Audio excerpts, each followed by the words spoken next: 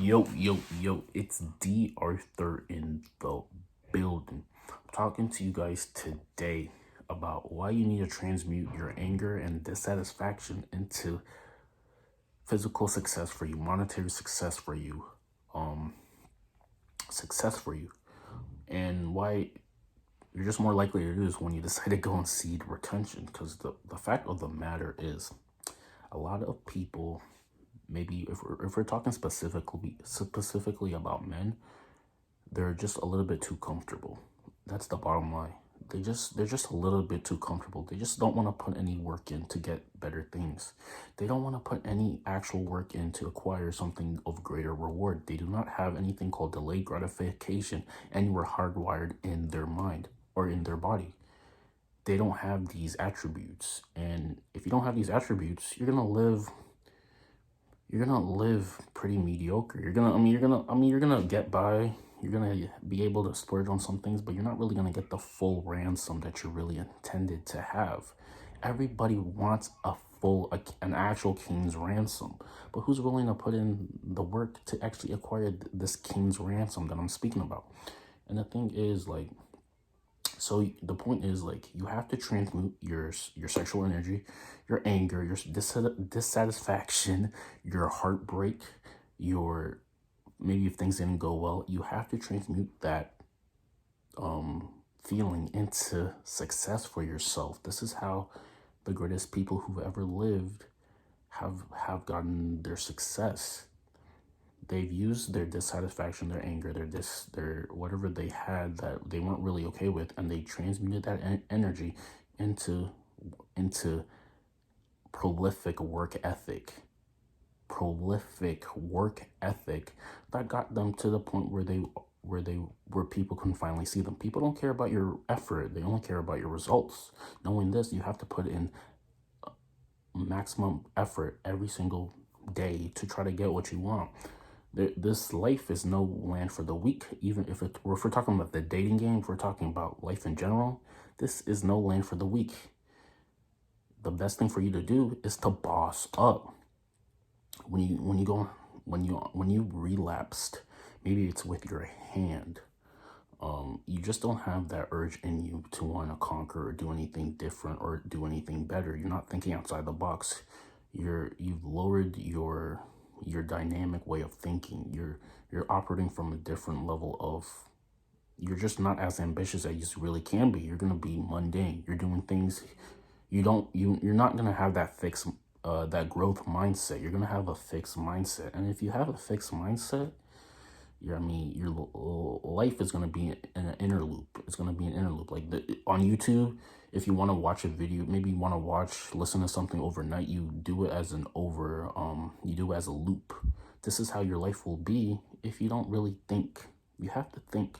You have to close your door. You have to get a journal out, and you really have to go into your room and you have to write things out and you have to execute it. You have to put your feelings out on the journal. This is how you can really finally find the freedom that you're all really searching for, because people have voids. People have things, people have trauma, people have things in their subconscious, maybe it's from the childhood, that they have not currently resolved.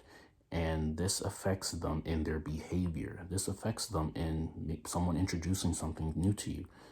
Maybe it's something with like, maybe with in your childhood, you got heartbreak, you got heartbroken. Now, anytime someone tries to introduce maybe somebody to you, you automatically have a defense up. This is from your subconscious trying to protect yourself. You have to realize all these feelings, write them down, and then try to overcome it so you can become whole, so you can become new. And the thing is, like, so you'll start becoming dissatisfied when you're on your retention. You finally have the urge, and you at this point you literally take nothing from anybody. You don't take anything from anybody at this point if you've been on retention. Because the thing is, if we're talking in a metaphor term, a king, I mean, they're supposed, in his kingdom, all things are supposed to be going right. People are supposed to be fed, crops are supposed to be grown, people are supposed to be living and happy and getting and passing by. But in a kingdom, if there's maybe a disruption, then some action has to be taken to change the disruption, And this is the metaphor that I'm using for, quote unquote, your life. When you're on retention, what you're really doing is you're practicing the art of delayed gratification. You're quote unquote fasting from something that's very pleasurable until maybe the things that you physically want are physically present, and then then again you can splurge. It's called delayed gratification. Number one indicator of success is how can you delay your gratification. People don't want to delay their gratification because you know what, delayed gratification takes discipline, it takes work. The delayed gratification is something that you're not really that people don't really want to do because it's the hard way of doing things. But you have to start realizing how much do you really care enough to actually do something for your life to make it better? Because because the bottom line is, if you're not doing anything that you're trying to build up, your life is not really going to be as great as it can be. It just really cares about how much do you care about yourself in the long run. It's a form of self-care.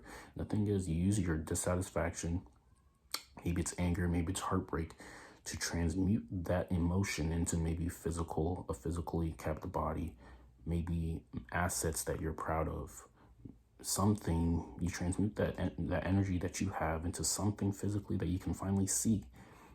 Anybody who's great has done this. For an example, maybe it's Michael Jordan. Apparently he got cut from his basketball team in high school, and then he used that dissatisfaction that he felt that time, and he transmuted that energy into becoming literally one of the greatest basketball players to ever play the game. This is the metaphor that I'm using. And when you go on semen retention, this is what you're indirectly doing. You're fasting from something very pleasurable, and then you're working overtime on something. So once you get the end product, you're pretty much satisfied. A bunch of people are just living mediocre, are just living lives that are just not as zestful as it can be. It's too much of a logical way of thinking. They're just too scared to do things. They're thinking the same way. They're never going overtime in the way they think.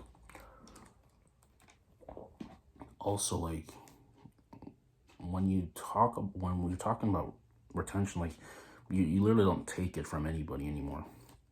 You're not taking it from anybody who literally tries to maybe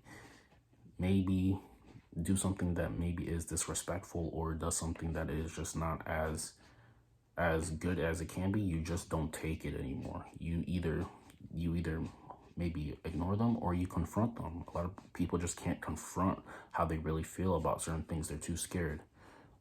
People can't communicate. You start learning how to communicate better when you're on retention. Semen retention is literally changing your behavior and how you interact with life. This is how powerful, this is how deep it can be.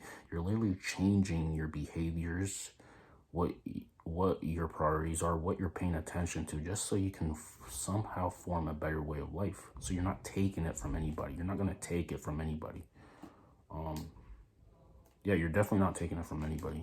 Regardless, if someone does you wrong, does something that bothers you, you're gonna confront them. You can't let someone walk over you like you're dirt. That is not how you're intended to live. And when you go on retention, when you've been improving yourself, you can finally have the courage enough to be able to do these things. It's because you're not taking it from anybody. And anybody who does even the smallest things that they just, you have to confront them, because maybe it's petty, maybe it's not. It's about having some respect for yourself. It's about having boundaries.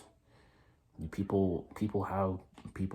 people just don't have any boundaries. They let people walk all over them, and then they complain. You have to set yourself up for success. You have to have boundaries. Like I said, if people are not treating you well, you will do something about it. You finally have the courage enough to stand up for yourself, and this is very exciting. Life can be very exciting if you do things better. You're not taking it from anybody. You're definitely not gonna take it from anybody, because the thing is, because like it gives you that masculine aggression, that masculine urge to want to create a better life for yourself, to actually want to create a better life for yourself. So like someone like I said, I said this before, like Russell Westbrook, he doesn't take it from anybody. If people don't treat him right, he's going to confront them. He's going to confront them at that time. He's not going to let it pass by. He's not going to be passive aggressive. Passive aggressive is actually very toxic, because like if you're passive aggressive and you can't really say the things that you want, people might mock you. People just might think, people might mock you. People will just think that you're not man enough. And I mean, this is not how you want other people to think of you. So your dissatisfaction, your anger, maybe it's heartbreak, maybe it's whatever, you transmute that dissatisfaction into maybe, like I said, your physical body, or your monetary status, or you're improving areas of your life using your dissatisfaction. It might be called Mamba, the Dark Mamba. There's something within someone who's great as like Kobe Bryant, as he's so dissatisfied with something that he's using that energy, that built up energy, and he's literally he's rearranging his entire life just because of that strong emotions that he felt of dissatisfaction. And this is how you become great. So yes, this is a very powerful behavior that you can have when you decide to do it properly. But the thing is, you have to get pissed off. It really makes it better if you get pissed off indirectly. You're using that pissed off energy, that anger. Dissatisfaction is a very creative energy to be in. It's a very creative vibration to be in. Being totally dissatisfied is a good thing to be able to do, because then you can create something better. So yes, if that video made sense, like the video, comment, and subscribe. We'll see you in the next one. Peace.